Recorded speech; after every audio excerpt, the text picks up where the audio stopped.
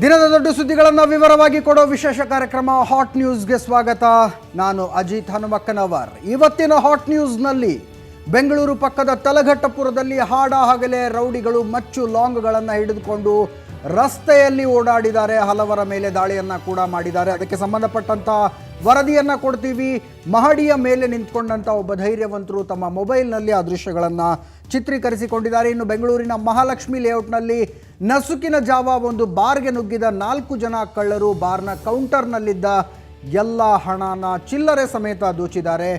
ಆ ದೃಶ್ಯ ಕೂಡ CCTVಯಲ್ಲಿ ದಾಖಲಾಗಿರುವಂಥದ್ದು. ಇನ್ನು ನಮ್ಮೆಲ್ಲರ ಪ್ರೀತಿಯ ಅಂಬಾಸಿಡರ್ ಕಾರ್ ಒಂದು ಅಂತಾರಾಷ್ಟ್ರೀಯ ಸ್ಪರ್ಧೆಯಲ್ಲಿ ಗೆದ್ದಿದೆ. ಕೇಳಿದ್ರೆ ಬಹಳ ಆಶ್ಚರ್ಯ ಆಗುತ್ತೆ ನಿಮಗೆ. ಈ ಸುದ್ದಿ ತುಂಬ ಹಾಟ್ ಅಲ್ಲ, ತುಂಬ ಹೊಸದು ಕೂಡ ಅಲ್ಲ, ಆದರೆ ನಿಮಗೆ ಹೇಳಬೇಕು ಅನಿಸಿದ್ರಿಂದ ಈ ಸುದ್ದಿಯನ್ನು ತೆಗೆದುಕೊಂಡು ಬಂದಿರುವಂಥದ್ದು. ಜಗತ್ತಿನ ಅತ್ಯುತ್ತಮ ಟ್ಯಾಕ್ಸಿ ಯಾವುದು ಅನ್ನೋದಕ್ಕೆ ಸಂಬಂಧಪಟ್ಟಂತೆ ಒಂದು ಸ್ಪರ್ಧೆ ನಡೀತು. ಆ ಸ್ಪರ್ಧೆಯಲ್ಲಿ ಅಂಬಾಸಿಡರ್ ವಿಜೇತ ಆಗಿದೆ. ಇನ್ನು ದೆಹಲಿಯಲ್ಲಿ ಆಮ್ ಆದ್ಮಿ ಪಕ್ಷದ ಎಡವಟ್ಟುಗಳು, ಆ ಸರ್ಕಾರದ ಎಡವಟ್ಟುಗಳು ಮುಂದುವರೆದಿವೆ. ಇವತ್ತು ಒಂದು ಪತ್ರಿಕಾಗೋಷ್ಠಿ ನಡೀತು. ಬಹಳ ಗಂಭೀರವಾದಂಥ ಆರೋಪವನ್ನು ಮಾಡಿದ್ರು ಆಮ್ ಆದ್ಮಿ ಪಕ್ಷದ ಮುಖಂಡರು. ನಮಗೆ 20 ಕೋಟಿ ರೂಪಾಯಿ ಆಮಿಷವನ್ನು ಒಡ್ಡಲಾಯಿತು ಸರ್ಕಾರವನ್ನು ಬೀಳಿಸೋದಕ್ಕೆ ಅನ್ನುವಂಥ ಆರೋಪ. ಇನ್ನು ಇವತ್ತಿನಿಂದ 5 ದಿನಗಳ ಕಾಲ ನಿರಂತರವಾಗಿ ಒಂದು ಸ್ಪೆಷಲ್ ಪ್ಯಾಕೇಜನ್ನು ನಾವು ನಿಮಗೋಸ್ಕರ ತೆಗೆದುಕೊಂಡು ಬಂದಿದ್ದೀವಿ. ಮಲ್ಲಿಕಾರ್ಜುನ ಬಂಡೆ ಇತ್ತೀಚೆಗೆ ಶೂಟರ್ ಮುನ್ನಾನ ಜೊತೆ ಬಡಿದಾಡುವಂಥ ಸಂದರ್ಭದಲ್ಲಿ ತಮ್ಮ ಪ್ರಾಣವನ್ನು ಕೊಟ್ಟರು. ಆದರೆ ಅದೇ ರೀತಿಯಾಗಿ ಹಲವು ಜನ ಇನ್ಸ್ಪೆಕ್ಟರ್ಗಳು ಸಾವಿನ ಎದುರಿಗೆ ಧೀರವಾಗಿ ನಿಂತು ತಮ್ಮ ಸರ್ವಿಸ್ ರಿವಾಲ್ವರ್ನಿಂದ ಫೈರ್ ಮಾಡಿ ದುಷ್ಕರ್ಮಿಗಳನ್ನು ಅರೆಸ್ಟ್ ಮಾಡಿದ್ದಾರೆ ಮತ್ತು ಸ್ವಲ್ಪದರಲ್ಲೇ ಸಾವಿನಿಂದ ಪಾರಾಗಿದ್ದಾರೆ. ಅದೇ ರೀತಿಯಾಗಿ ದಿನಕ್ಕೆ ಒಬ್ಬ ಇನ್ಸ್ಪೆಕ್ಟರ್ ಸ್ಟೋರಿಯನ್ನು ಹಾಟ್ ನ್ಯೂಸ್ನ ಕೊನೆಯಲ್ಲಿ ಆ ಕ್ಷಣ ಅನ್ನೋ ವಿಶೇಷ ಟೈಟಲ್ನಲ್ಲಿ ಕೊಡ್ತೀವಿ. ಆದರೆ ಅದೆಲ್ಲವನ್ನೂ ಹೇಳೋದಕ್ಕಿಂತ ಮುಂಚೆ ಈಗಷ್ಟೇ ಬಂದಿರುವಂತಹ ಸುದ್ದಿ. ಬೆಂಗಳೂರಿನ ಮಲ್ಲೇಶ್ವರಂನಲ್ಲಿ ಮಹಾರಾಣಿ ಅಮ್ಮಣ್ಣಿ ಕಾಲೇಜ್ ಹೊರಗಡೆ ಸಿಗರೇಟ್ ಸೇದ್ತಾ ಇದ್ದ 3 ಜನ ಯುವತಿಯರನ್ನು ಪೊಲೀಸರು ರೌಂಡ್ ಆಫ್ ಮಾಡಿದ್ರು. ಅವರ ಪೈಕಿ ಒಬ್ಬಳು ತಪ್ಪಿಸ್ಕೊಂಡು ಹೋದ್ಲು, ಇನ್ನಿಬ್ಬರು ಸಿಕ್ಕಾಕೊಂಡ್ರು. ನಂತರ ಅವರನ್ನು ಠಾಣೆಗೆ ಕರೆದುಕೊಂಡು ಹೋಗಿ ದಂಡ ವಿಧಿಸಿ ಬಿಡುಗಡೆ ಮಾಡಲಾಯಿತು.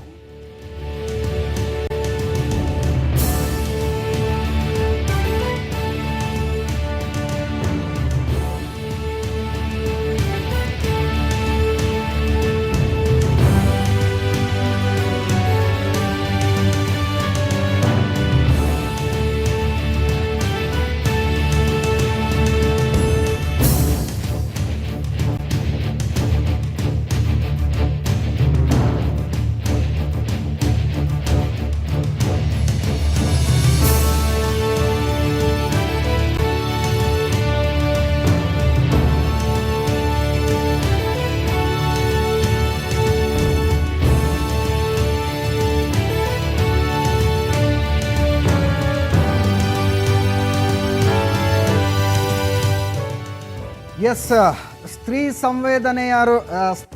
ಸಂವೇದನೆ ಇರುವಂಥವರಿಗೆ ಈ ಸುದ್ದಿ ಯಾಕೆ ಕೊಡಬೇಕಿತ್ತು ಅನ್ನುವಂಥ ಪ್ರಶ್ನೆ ಹೇಳುವಂಥದ್ದು ಸಹಜ.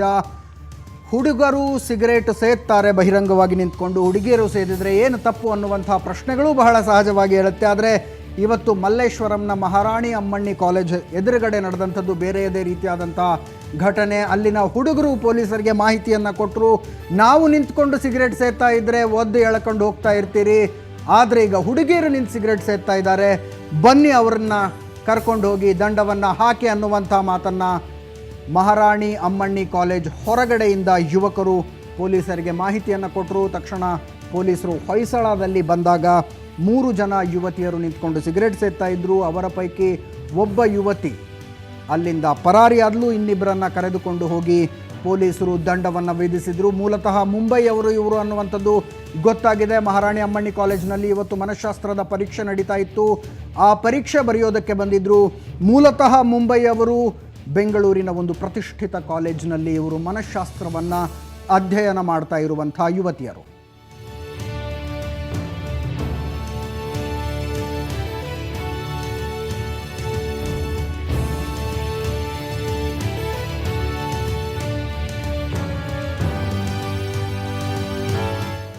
ಎಸ್, ಇದರ ಬಗ್ಗೆ ಹೆಚ್ಚಿನ ಮಾಹಿತಿ ಕೊಡೋದಕ್ಕೆ ನಮ್ಮ ಕ್ರೈಮ್ ರಿಪೋರ್ಟರ್ ರಮೇಶ್ ನ್ಯೂಸ್ ಡೆಸ್ಕ್ನಿಂದ ನೇರ ಸಂಪರ್ಕದಲ್ಲಿದ್ದಾರೆ. ರಮೇಶ್, ಏನಿದು, ಎಷ್ಟೊತ್ತಿಗೆ ನಡೆಯಿತು ಘಟನೆ? ಹುಡುಗಿಯರು ಸಿಗರೇಟ್ ಸೇದ್ತಾ ಇದ್ದದ್ದನ್ನು ನೋಡಿ ಹುಡುಗರು ಮಾಹಿತಿ ಕೊಟ್ಟರು.